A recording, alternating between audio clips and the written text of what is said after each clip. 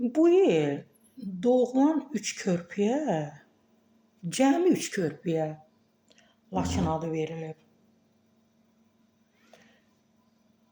Ay, çox maraqlıdır. Mən düşünürəm onlar Laçından olduqlarına görə Laçın adını veriblər, yoxsa vətənpərvərlikdən, yoxsa elə sadəcə Laçın adını sevdiyinə görə.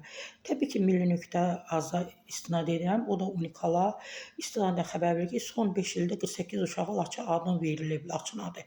Amma bu il cəmi 3 uşağa Laçın adı verilib.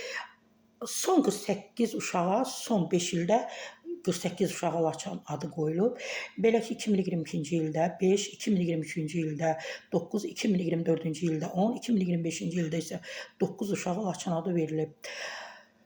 Hay, bugün Laçın şəhəri günüdür. Yəni olub. Laçın şəhəri günü Prezident İlham Əliyevin imzaladığı sərəncama uyğun olaraq hər il 26 avqust tarixində təntənəli şəkildə qeyd edilir. Əlamətdar günün bu tarixdə qeyd olunması Azərbaycan ordusunun Laçın şəhərində 2020-ci ilin avqustun 26-sına yerləşməsi ilə əlaqədardır.